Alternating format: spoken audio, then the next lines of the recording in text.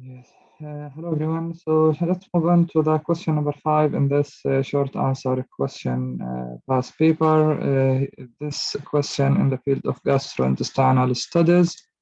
So, a 26-year-old woman attends the emergency department with abdominal pain and diarrhea. So here we have the chief complaint of the patient. We have abdominal pain and diarrhea. She has been unwell for the past 6 weeks. The diarrhea is getting progressively worse, and for the last 5 days, she has been having up to 8 loose stool a day, which now also contain bright red blood. So the diarrhea, the type of the diarrhea, it is bloody diarrhea because we have two types of diarrhea. Either it's watery or bloody. This is bloody diarrhea. She has lost 3 kg in the weight unintentionally in the past 6 weeks. And so the bloody diarrhea associated with blood or with weight loss.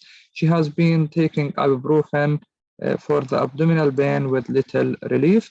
She has no past medical history, and she is not taking any regular medication. She is non-smoker and drinks 10 units of alcohol per week. She works as so she is alcohol drinker. This is, I think, it's important and relevant. She works as a secretary, and she has had no recent foreign travel. Her family history is significant for hypothyroidism and celiac disease. On examination, her abdomen is soft with tenderness in the left iliac fossa. So here we have finding of tenderness in the left iliac fossa. There is no guarding here. There is no guarding or rigidity, and bowel sound are present. That's the 3 differential diagnosis for this patient presentation. So here we have acute onset of abdominal pain associated with bloody diarrhea, associated with weight loss, and we have tenderness in the left iliac fossa. So the differential diagnosis here, as we can see here, differential diagnosis of common presenting complaint, chronic recurrent abdominal pain and chronic diarrhea, causes of bloody diarrhea. We have inflammatory causes, could be inflammatory causes, could be secretory causes of this diarrhea, or could be steatorrhea, it could be osmotic cause, and could be sometimes functional. So we have organic causes of diarrhea and we have functional causes of diarrhea. Usually the functional cause of diarrhea is unlikely in this scenario. Why? Because these functional causes, usually they are causing watery diarrhea. So here we have bloody diarrhea. From the inflammatory causes, the IBD should be one of the differential diagnoses here, inflammatory bowel disease. Infectious diarrhea or infectious enteritis / colitis could be one of the differential.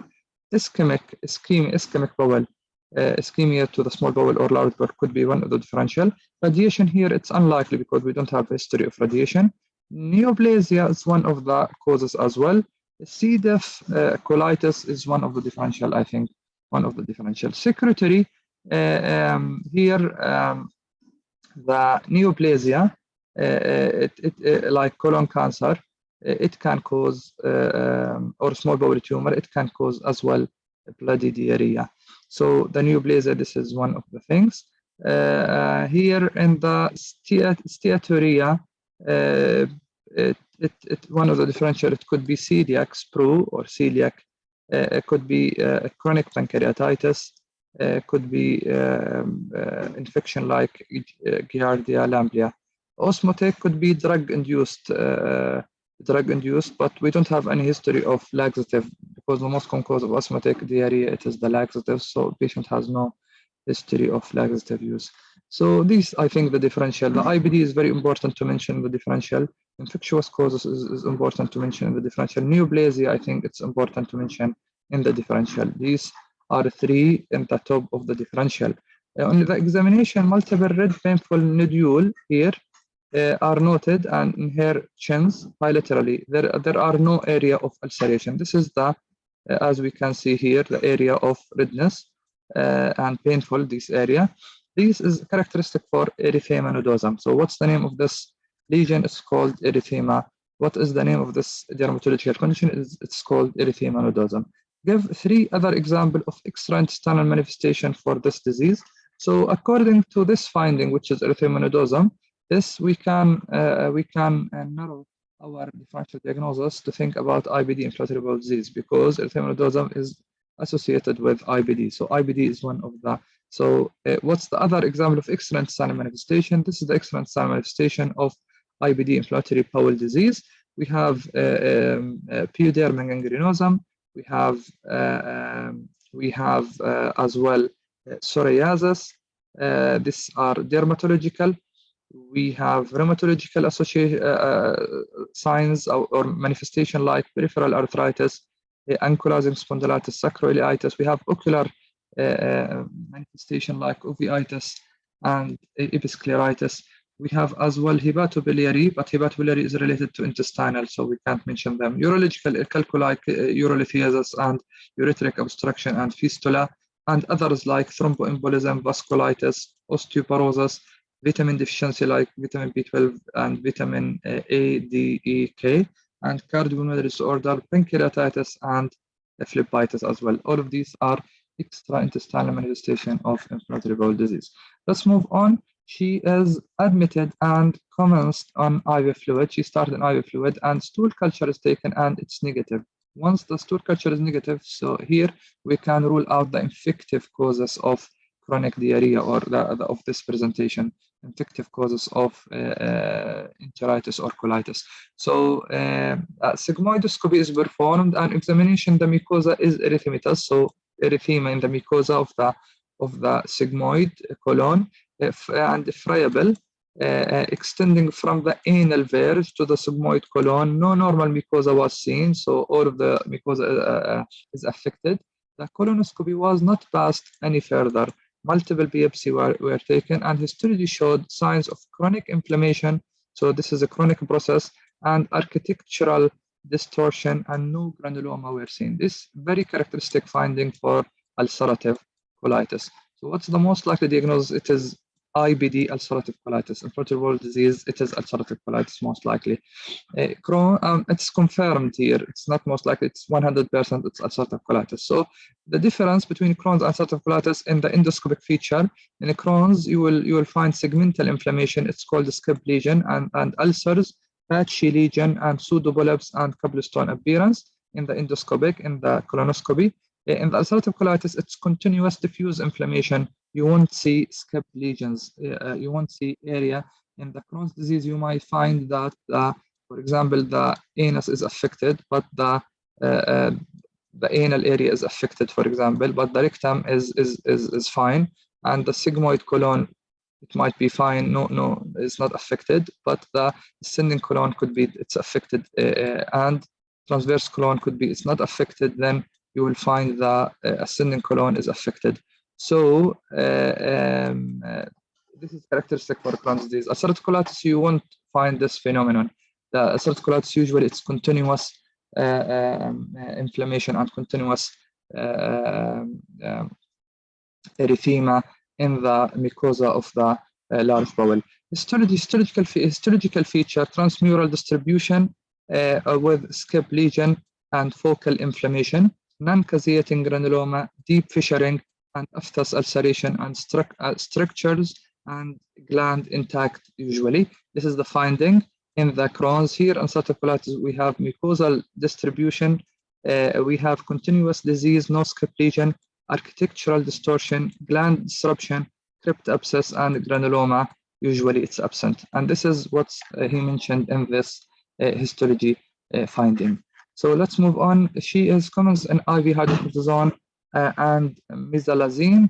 There is a minimal improvement in her symptoms, and decision is made to commence her antibiological agent infliximab, which is the tumor necrosis factor alpha inhibitor. So prior to starting this medication, the patient has chest X-ray performed and blood test for interferon gamma release assay. Why are these essential to check prior to starting biological treatment? Why? Because to check for latent TB, to check for the presence of latent TB. Side effect of biological therapy: reported cases of reactivated TB, reactivated of the patient will be affected by or the patient will have opportunistic infection. Like pneumocystis carinii pneumonia and lymphoma, and other infection like hepatitis B or hepatitis C. So other infection, it has to be checked before start of biological therapy as well. Hepatitis B, hepatitis C, it's very important. Other test has to be done as a baseline before start biological therapy, like CBC, complete blood count, liver enzymes, lipid profile as a baseline before start biological therapy. So I think the correct answer here to check for latent TB,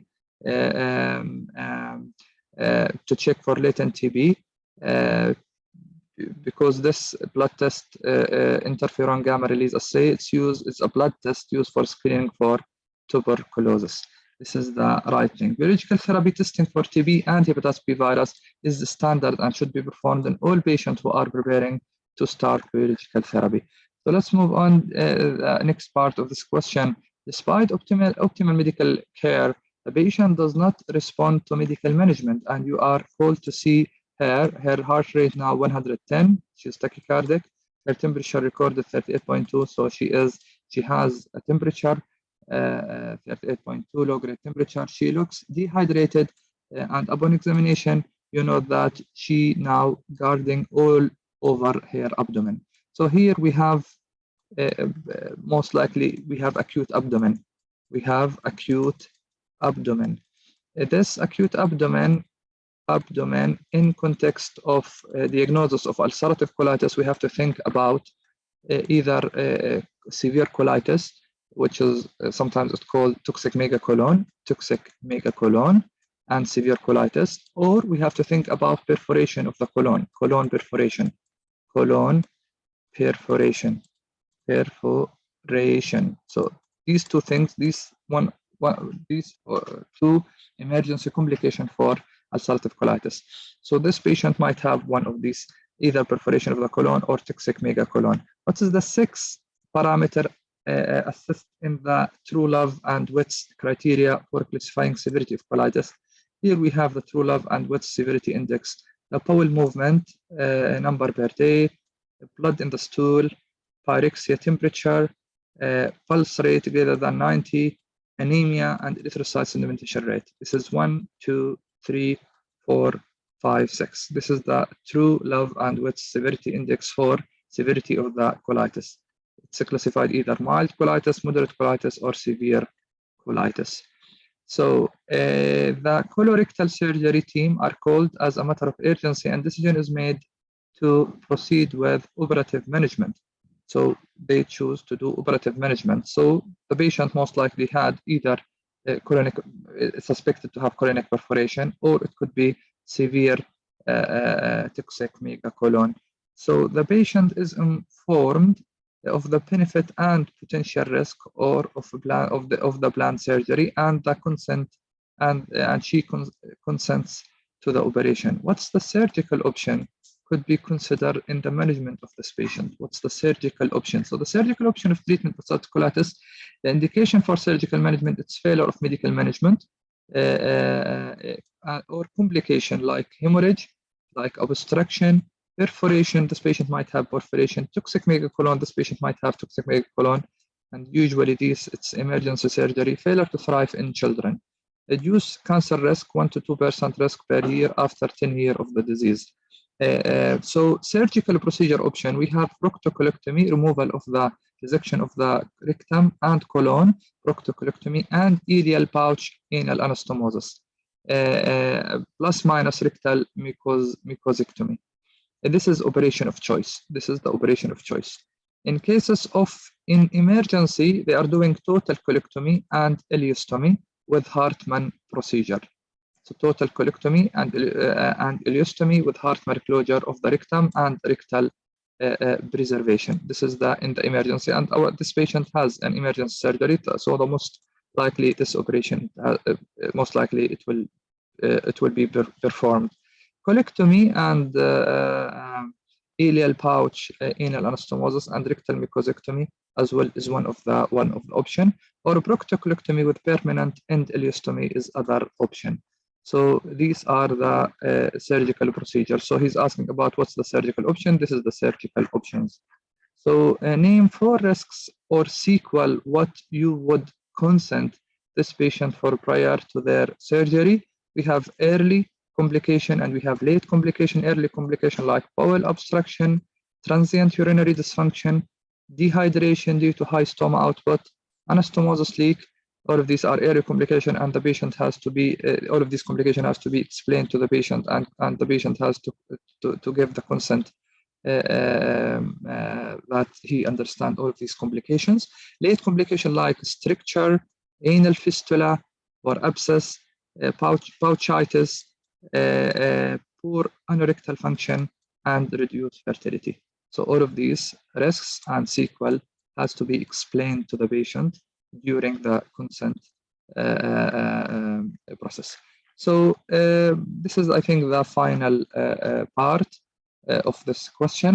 And this is, I think, the final question in all of this paper, which is, this is August 2019. I hope our discussion is useful for your preparation. And I would like to remind you that I am going to do like this discussion for past paper MCQs, multiple choice questions, and for OSCE preparation, and as well for I will do like crash review for the most important topics in the module of trauma perioperative and critical care and emergency medicine. So so I will upload all of these courses in the teachable.com, and I will put the links if any students would like to join us.